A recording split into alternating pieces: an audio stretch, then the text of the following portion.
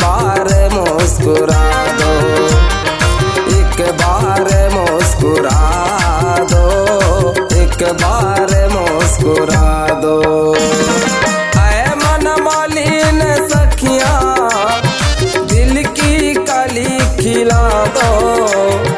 एक बार मुस्कुरा दो, एक बार मुस्कुरा दो, एक बार मुस्कुरा दो, एक बार मुस्कुरा दो।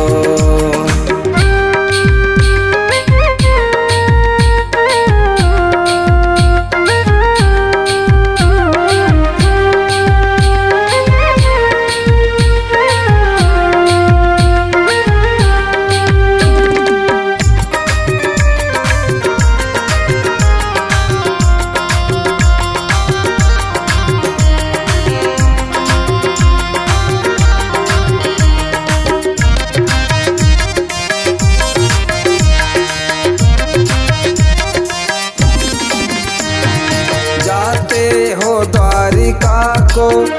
तुम जाके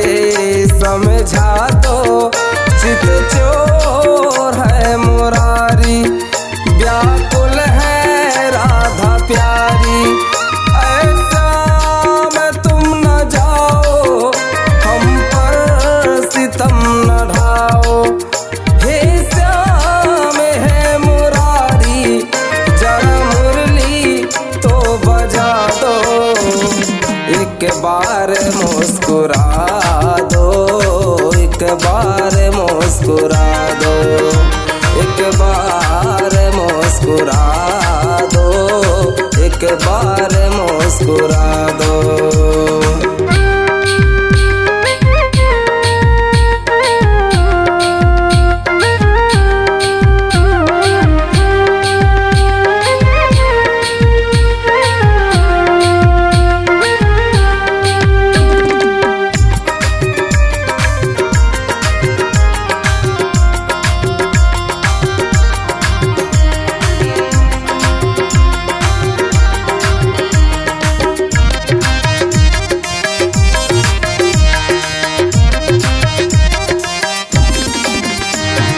मूर्छित हुए जो लक्ष्मण,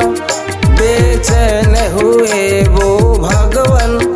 हनुमान को बुलाओ, रोकर वचन सुनाओ, संजीवनी पिसाकर लक्ष्मण को फिर पिलाकर, लक्ष्मण से राम बोले,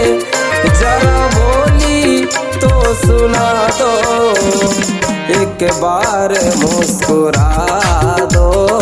एक बार मुस्कुरा दो, एक बार मुस्कुरा दो, एक बार मुस्कुरा दो।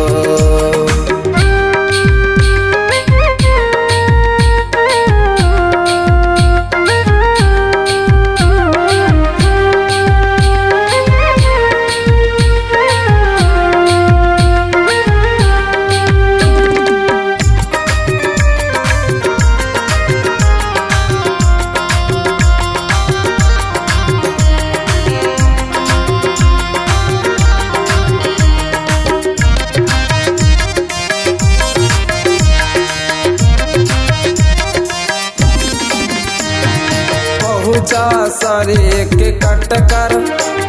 सब कुछ बताया लिख कर, कह राम से सुलोचना, मंजूर है ये कहना, अचरज की बात सुनकर सेना के हंसे वो बानर, तब बोली सती नारी, रख लीजिए लाज हमारी, एक बार मुस्कुरा दो, एक बार मुस्कुरा दो, एक बार मुस्कुरा दो, एक बार मुस्कुरा दो,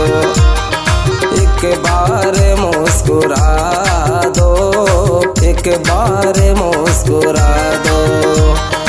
एक बार मुस्कुरा